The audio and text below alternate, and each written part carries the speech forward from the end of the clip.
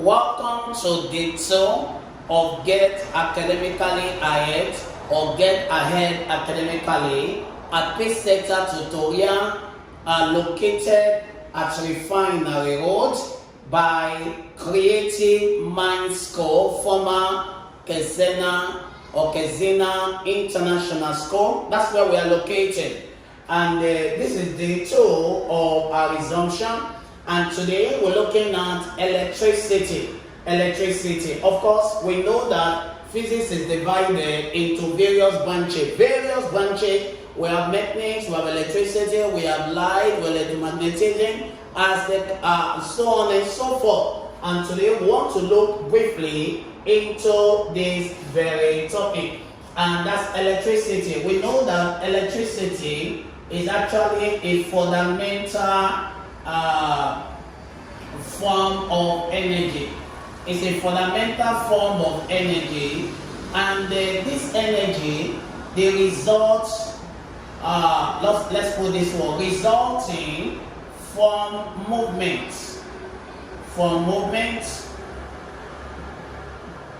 of electric charge or charges.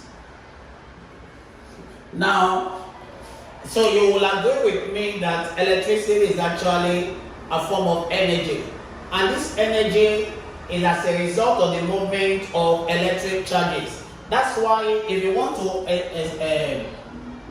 express electric current mathematically, if you want to express it mathematically, you express it as what? Current. Look at it now.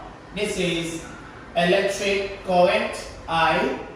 Now, electric current, we say that is equals to quantity over time.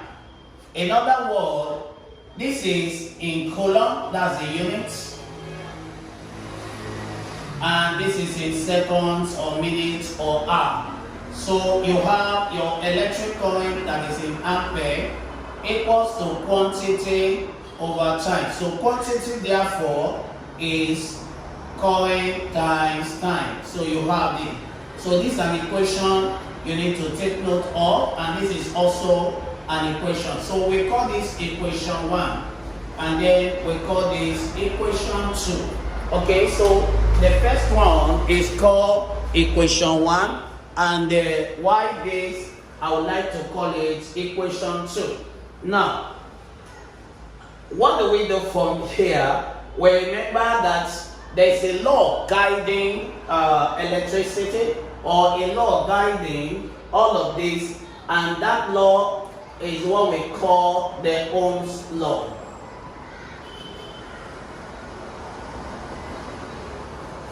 And so we will be delving into these laws and how that relates to current and all that. So we want to look at what does Ohm's law state. Ohm's law states that the current I that is passing through a metallic conductor, e.g. wire, is directly proportional to the potential difference. The current that is passing through a metallic conductor, e.g. wire, is directly proportional to the potential difference, provided temperature and other physical factors are constant. Now, if I were to explain this, I would say that in this case now, what's happening? This is directly proportional to this, but it's inversely proportional to resistance. Yes, it is. It is inversely proportional to resistance, because you must have seen that the general formula for Ohm's law is something like this. And if it is something like this, that means I could say that current is equals to what? V over what? Over R. Therefore, it means that current is inversely proportional to resistance. As current goes up, resistance comes down. As this one comes down, this one goes up. So they are inversely proportional. May I call this equation 3?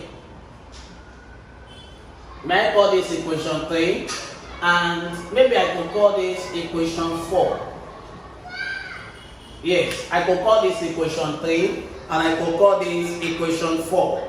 Now, it is important that you know that we can relate current with all of them. We can just play with things.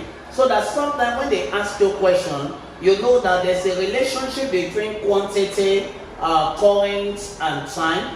And also there's a relationship between voltage, current, and resistance. So you should be able to know how to play with all of these things. They are quite simple and they are quite straightforward as well. Now, it is important that we look at this, the work done in electrical cycle. But before we do that, I like to consider what I refer to as the laws of resistance. Laws of resistance. The laws of resistance. What are the laws of resistance? The laws of resistance are as follows. Number one, we're told that laws of resistance.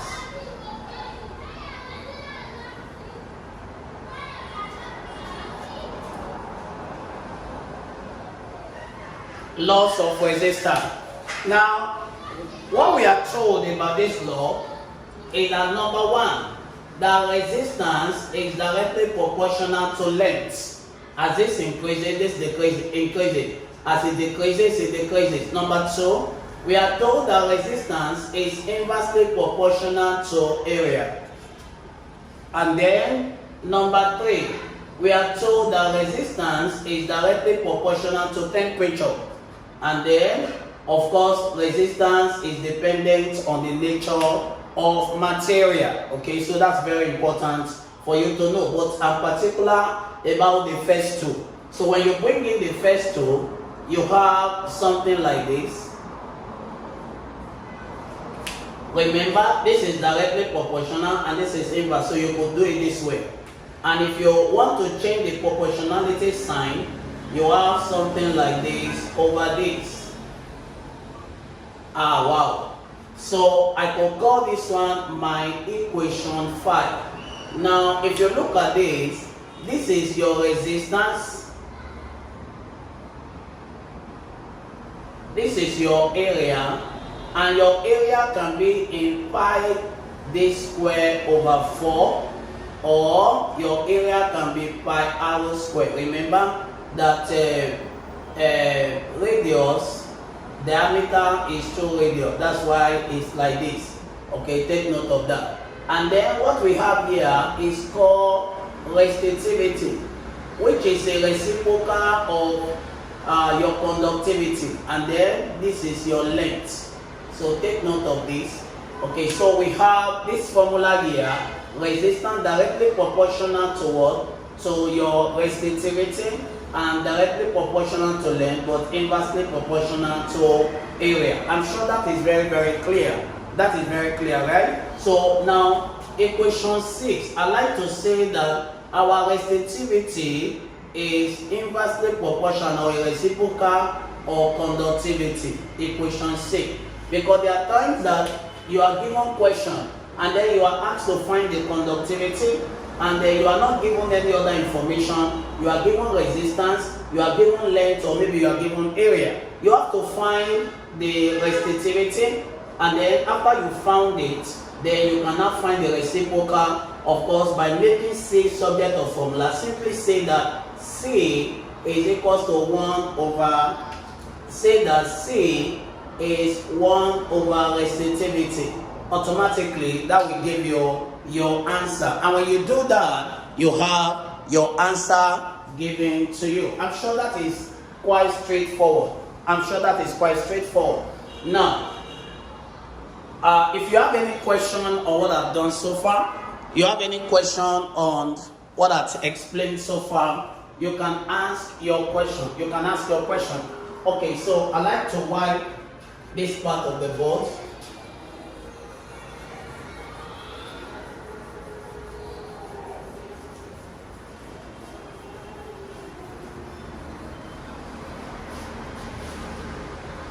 Now, it is important, remember, my goal is to be bringing in different formula under the electricity, and then in the next video or in the next class, we will be delving into the calculation. Okay? Now, what other thing do we need to understand very carefully? We need to know this, what we call the driving force in an electrical circuit. You know, sometimes you hear the circuit is closed, sometimes you hear the circuit is open, and sometimes you hear in an exam the test student differentiate between EMF, electromotive force, and potential difference. Of course, they have the same units, okay? And students are not able to tell the difference, which is the EMF, which is the potential difference, as the case may be. They are not able to tell the one that requires the delivery of current in the circuit and the one that does not really require the delivery of current in the circuit, or does not have the delivery of current in the circuit. Now, it is important I derive this, that E, which is our electromotive force, I'll say is equals to our capital voltage and our small voltage. So you can have a situation like this, and then where your E, electromotive force, what's your V? We go back to what we said about V, equation 3. So from your equation 3, we call equation 3. So if you substitute, let me call this equation 7 now. Let me call that equation 7. So I will say that you have to substitute for from equation 3, we know that V is equals to IR. And so my E therefore is this, and then for small v you put small r, where your big R is your external resistance and your small r is your internal resistance. So we have our E, I, R plus this, so that we can make our I subject to formula, and then we have this D, and this become our equation 8. So we have I is equals to E over our external resistance plus our internal resistance. I'm sure that's very simple. So when the question is given to you, you know exactly how to go about the question. Sometimes for you to even get your external resistance, it could be that you may need to know how to find your resistance. If it is in parallel, this is parallel connection of resistance. This is parallel connection. This is parallel connection, and let me call it equation 9. And then if it is a series connection, it's going to be like this. So you just add or simply add everything. That is, if it's in series, equation 10. Now, for you to get the external resistance, or sometimes the internal resistance, because you could make this small letter and find your internal resistance, you could make it capital letter and find your external resistance. There's no rule stopping you from doing whatever you want to do, as long as you're not breaking any rule there. Okay, so this is, you will compute for this via this, and maybe you are asked to find this, and then you are given the voltage, and sometimes the voltage will be used interchangeably with your EMA. Now, before I end the derivation, I will not fail to tell you the work done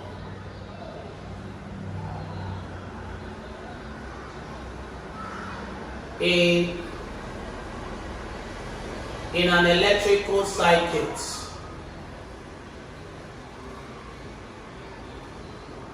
Sorry. The work done in an electrical circuit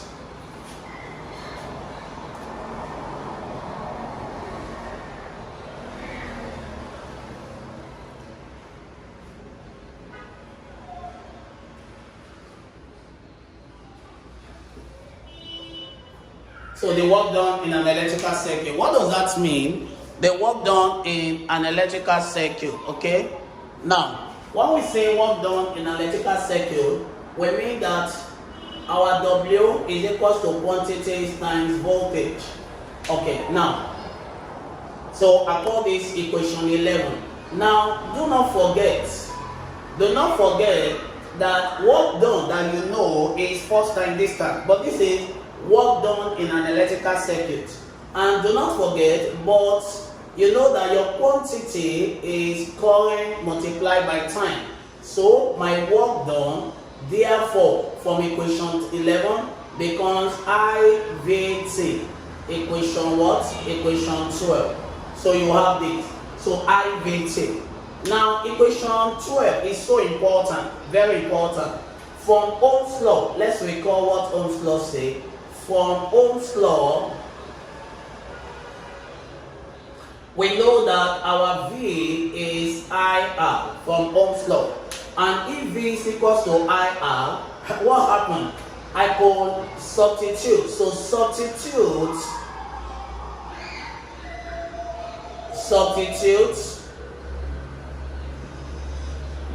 the above equation into equation what? Equation 13 or equation 12. Yeah, 12. So we have W, therefore, if you substitute IR into where V is, you're going to have I squared RT. And this will give me equation 113. What I did was, in place of V here in equation 12, I simply substituted IR. Look at it. So I became squared, and then you have your R, and then you have your T. That's how we got it. Similarly, now if I consider equation, that Ohm's law, which is my equation what here? Equation 3. That's from equation 3.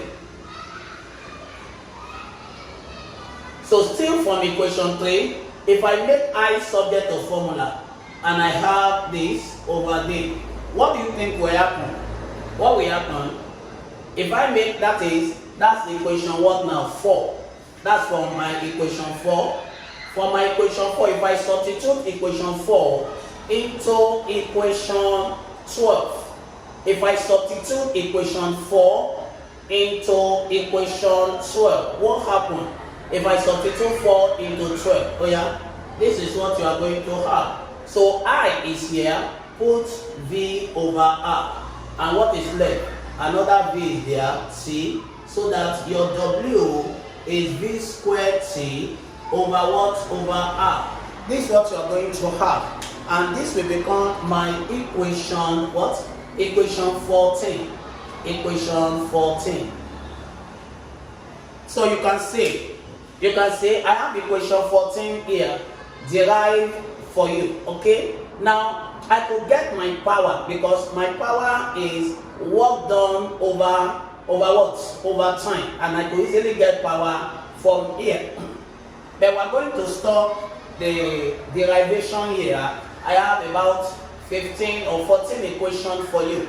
And it is important you master all these equations, how I derive them from electricity to this very point, so that the next class, in the next video, we will be delving into the calculation, just calculation, and we will be using any of the formulas, and I could use any of them. Okay, I could use any of them. Till I come your way again, I remain Tutor Yomi Omorewa. Bye. Bye.